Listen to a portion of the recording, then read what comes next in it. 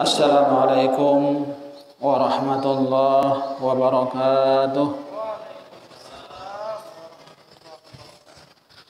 Bismillahirrahmanirrahim. Innal hamdalillah nahmaduhu wa nasta'inuhu wa nastaghfiruh wa na'udzu billahi min syururi anfusina wa min sayyiati a'malina. May yahdihillahu fala mudilla lahu wa may yudlil fala hadiya lahu. Asyhadu an la ilaha illallah wahdahu la syarika lah wa asyhadu anna Muhammadan abduhu wa rasuluhu la nabiyya ba'dah. Allahumma shalli wa sallim wa barik ala sayyidina Muhammadin wa ala alihi wa ashabihi ajma'in. Subhanaka la ilma lana illa ma 'allamtana innaka antal alimul hakim wa tub alaina innaka antat tawwabur rahim.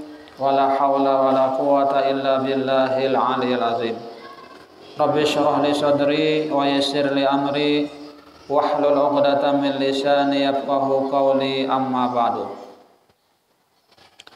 Hadirin jamaah salat maghrib Masjid Al-Jihad yang dimuliakan Allah.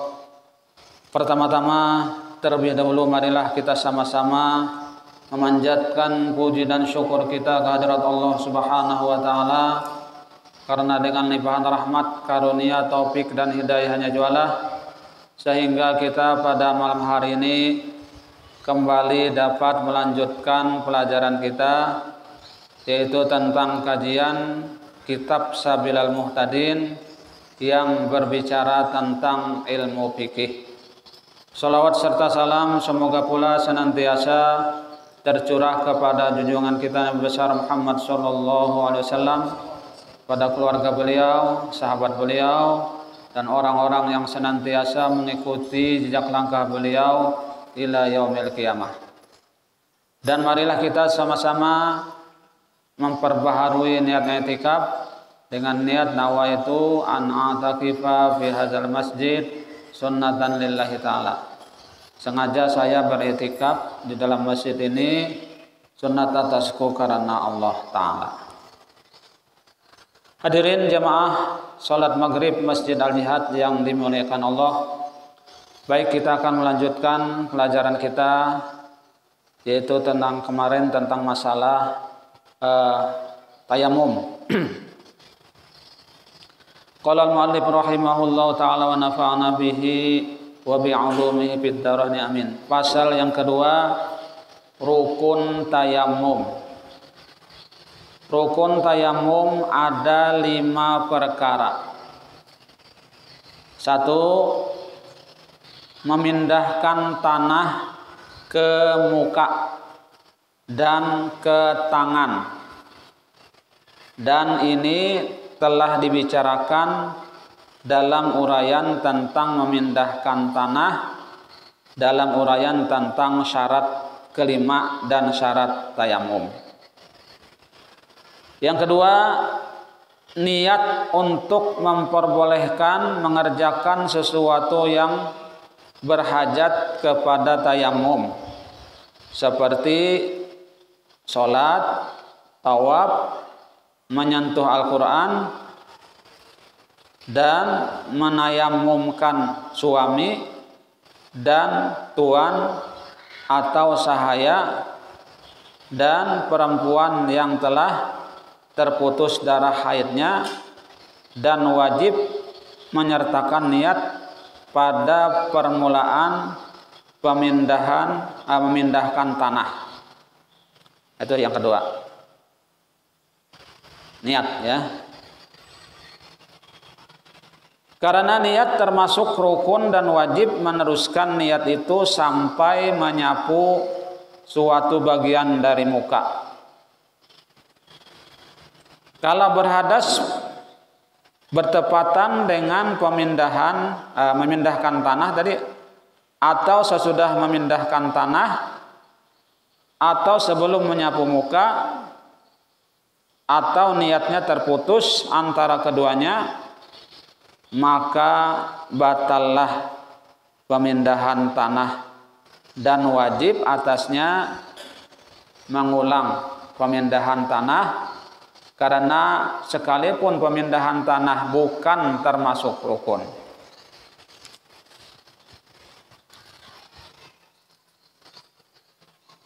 Kendatipun ia bukan yang menjadi tujuan yang terakhir, tetapi hanya merupakan tujuan antara kepada yang dimaksudkan ialah menyapu ke muka.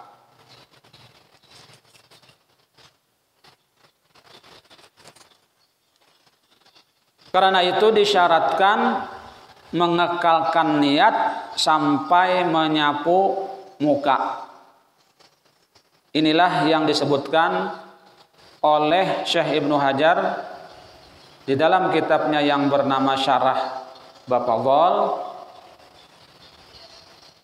Dapat dipahami alasan yang disebutkan di atas bahwa yang dimaksudkan dengan putus niat antara keduanya bahwa terputusnya sampai menyapu muka, sehingga dikala menyapu muka tidak ada niat. Nah, jadi maksud sidin sini niat itu berkekalan sampai menyapu muka. Tadilah setelah memindahkan tangan tadi, yang pertama tadi memindahkan tanah ke muka dengan dan tangan. Kemudian kedua tadi berniat, ya, niat untuk memperbolehkan mengerjakan sesuatu yang berhajat kepada tayamum seperti sholat. Nah, jadi yang pertama memindahkan tanah tadi, ya, yang kedua hanya niat. Nawaitu tayammuma listibahati sholah misalnya, ya, atau bahasa Indonesia aja, sengaja saya bertayamum untuk, nah, mulai memindah tadi, sengaja saya bertayamum untuk mengerjakan sholat misalnya, fardu karena Allah Ta'ala, langsung, ya kah? Jadi niat tadi berkekalan sampai kita menyapu muka.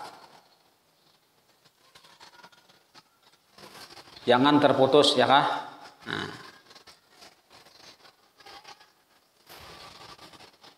Dalam masalah ini tidak ada perbedaan pendapat di kalangan para ulama tentang batalnya pindahan tadi apabila terputus niatnya tadi. Apabila niatnya terputus, nah maka batallah pemindahan itu tadi. Dan juga tidak ada perbedaan pendapat tentang sah pindahan tanah jika tidak berniat pada permulaan pemindahan tanah.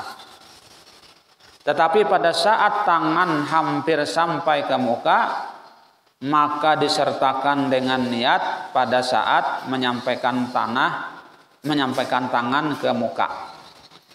Dan ini tidak bertentangan dengan apa yang dikatakan oleh sebagian ulama syariah tentang wajib menyertakan niat pada permulaan pemindahan tanah,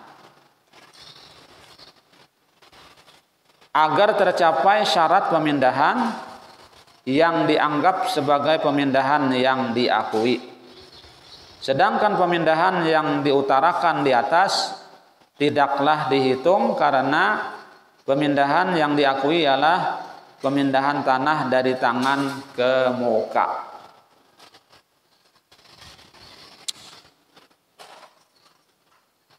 Jika berniat ketika pada permulaan pemindahan tanah ketika menyapu muka dan niatnya terputus antara keduanya, maka dalam bentuk ini terjadi perbedaan pendapat antara Syekh Ibnu Hajar, Syekh Khatib Syarbaini, dan Syekh Ramli.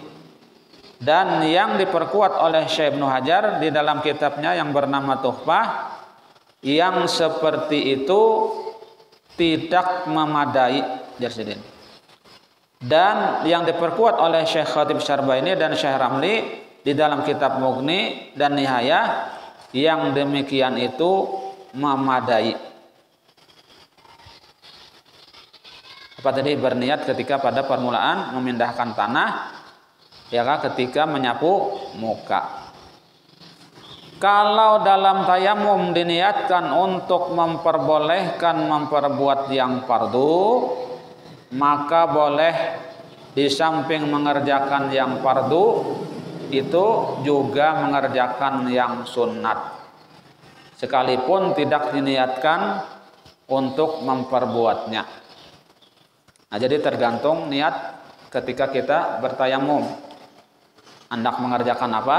Ya kah? Apabila kita hendak mengerjakan fardu, ujar sidin, boleh lagi mengerjakan yang sunnat. Karena yang fardu adalah pokok dan lagi menjadi ikutan, maka kedudukannya lebih tinggi dari yang sunnat. Sedang yang sunnat itu menjadi pengikut yang tingkatannya berada di bawah fardu. Maka dengan niat untuk memperboleh mengerjakan yang tertinggi mencakup yang terendah. Nah, jadi apabila kita niatkan yang fardu tadi yang tertinggi, maka boleh juga kita mengerjakan yang terendah yang sunnat. Sholat jenazah termasuk hukum yang sunat, dan yang dimaksudkan dengan fardu ialah fardu ain, baik sholat fardu maupun tawaf wajib. Dan juga yang sunat, baik sholat sunat atau tawaf sunat.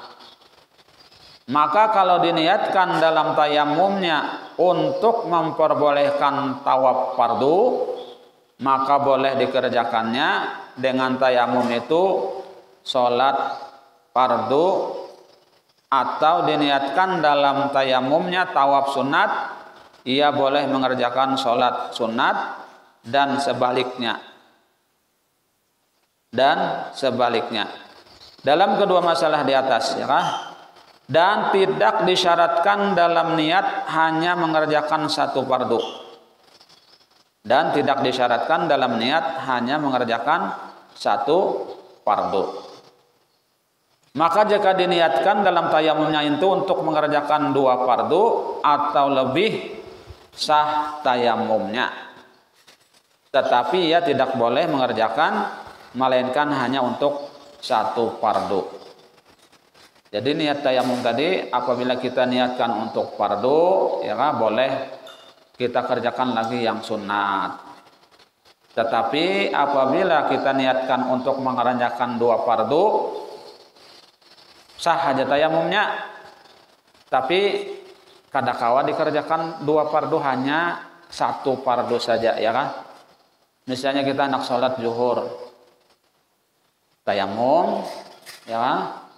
Nah setelah itu lalu kita misalnya sholat sunat dulu boleh, ya kan, hanya sholat fardu.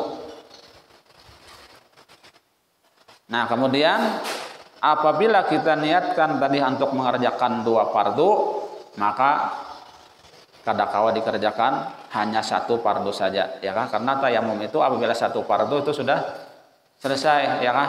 Hendak mengerjakan fardu yang lain kada bisa lagi. Nah kecuali yang sunat. Yang sunat masih boleh.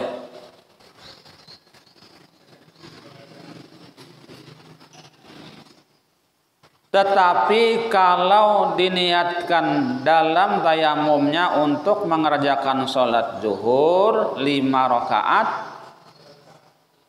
atau mengerjakan sholat bertelanjang, sedang ia masih mempunyai pakaian untuk menutup auratnya, maka tayamumnya tidak sah.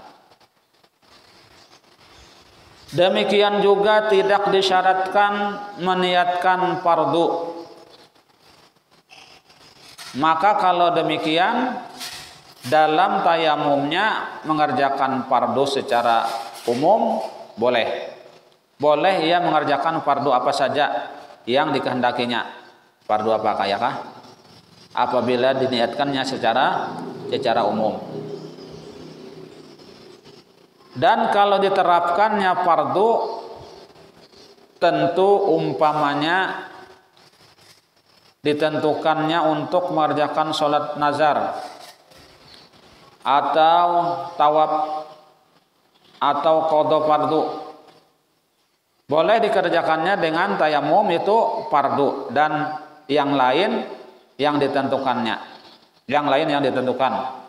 dan kalau ditentukannya dalam tayamumnya untuk mengerjakan sholat sunat secara umum atau sholat jenazah, boleh dikerjakannya dengan tayamum itu yang lain dari fardu ain, dari semua macam yang sunat dan fardu kifayah. Dan selain dari kedua ini, seperti menyentuh Al-Quran, karena terkadang yang dikerjakan itu sama dengan yang diniatkan, dan terkadang kurang dari yang diniatkan. Sedang yang fardu ain tidak boleh dikerjakan dengan 3 masalah yang dikemukakan di atas. Masalah pertama, bahwa yang fardu tidak boleh menjadi pengikut yang sunat. Yang fardu tidak boleh menjadi pengikut yang sunat. Sedang dalam masalah yang kedua, bahwa dengan secara berhati-hati dengan meninggalkan sholat yang mutlak dari sholat sunat, dan dalam masalah yang ketiga, karena sholat jenazah seperti yang diterangkan terdahulu, sholat jenazah itu kedudukannya sama dengan sholat sunat. Kalau diniatkan dalam tayamumnya untuk mengerjakan selain dari sholat dan tawaf, seperti sujud tilawah dan sujud syukur, atau menyentuh Al-Quran, atau membaca Al-Quran, atau berhenti dalam masjid, dan untuk bersenggama, maka tidak boleh dengan tayamum itu dikerjakan sholat, dan boleh dikerjakan selain dari sholat. Nah, jadi maksudnya tayamum tadi apa yang diniatkannya, ya kah? Itu yang dikerjakannya. Sedangkan apa yang tidak diniatkan itu kada bisa dikerjakan dengan tayamum itu tadi. Anak bapak yang ada tayamum kita, ya kah? Misalnya anak sholat. Misalnya anak membaca Quran, ya kah? Bodoh misalnya membaca Quran atau menyentuh Quran aja. Jadi kada boleh dengan yang lain, kecuali masalah yang sunat-sunat, ya kah? Kalau yang mardu kada bisa mengikut yang sunat. Ya kah? Nah, maksudnya apabila sholat fardu boleh mengerjakan yang sunat setelahnya, karena yang sunat itu mengikut kepada yang fardu. Tapi apabila kita mengerjakan yang sunat, yang fardu ini kada boleh mengikut yang sunat.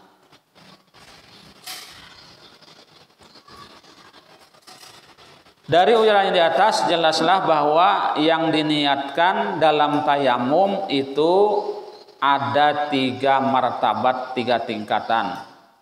Seperti pada wudhu orang yang selalu berhadas, yang telah diterangkan dalam bab wudhu. Martabat yang pertama, artinya tingkatan yang pertama fardu ain. Ya, fardu ain gitu. Martabat kedua sunat, seperti sholat sunat mutlak dan sholat jenazah. Dan martabat yang ketiga selain dari sholat dan tawaf. Kalau diniatkan dalam tayamumnya untuk mengerjakan martabat pertama, ini martabat pertama tadi sholat fardu ain, ya fardu ain. Kalau diniatkannya dalam tayamumnya untuk mengerjakan martabat pertama, boleh dikerjakan dengan tayamum itu akan perbuatan yang diniatkan dan semua yang ada pada martabat kedua dan ketiga. Nah gitu ya kan. Bila misalnya kita hendak mengerjakan sholat fardu ain, niatnya ya kan martabat pertama, nah maka boleh setelah fardu ain tadi boleh mengerjakan sholat sunat mutlak ya kan, atau sholat jenazah boleh. Nah itu martabat yang pertama. Kalau diniatkan dalam tayamumnya untuk mengerjakan martabat yang kedua ya kan,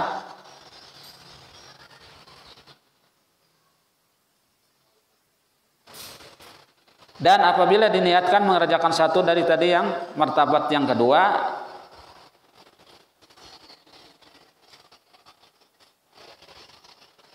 maka boleh inya mengerjakan pada martabat yang ketiga.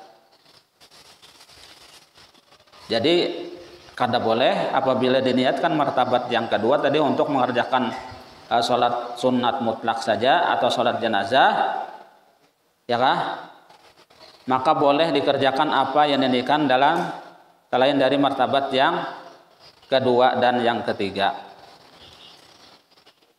Dan tidak boleh dikerjakan martabat apa yang diniatkan selain dari yang terdapat dalam martabat kedua dan yang ketiga. Dan tidak boleh dikerjakan martabat yang pertama.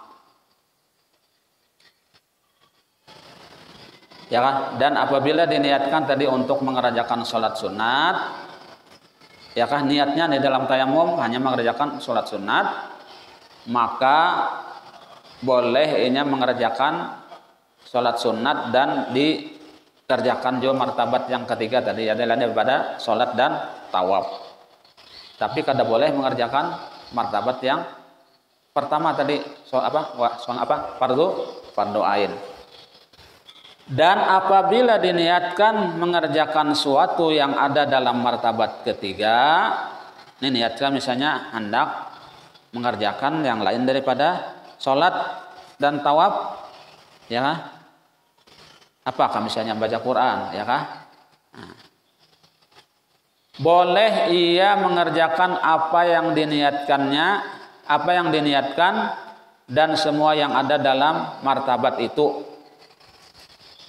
Ya, tidak boleh mengerjakan apa yang ada pada martabat pertama dan yang ada dalam martabat kedua. Nah, itu pulang ya kan? Jadi tergantung niat. Apabila niatnya untuk mengerjakan sholat fardu ain, makanya boleh mengerjakan sholat fardu ain tadi dan sunat selain daripada itu. Apabila ia niatkan untuk mengerjakan martabat kedua, sholat mutlak saja atau sholat jenazah, makanya boleh mengerjakan sholat mutlak, sholat jenazah dan yang lain daripada yang martabat yang ketiga, lain daripada sholat, ya kan? Apabila ia niatkan martabat yang ketiga tadi hanya mengerjakan lain daripada sholat dan tawaf, maka bolehnya mengerjakan seluruh apa yang selain daripada sholat dan tawaf tadi. Kada bolehnya mengerjakan martabat yang kedua dan yang ketiga.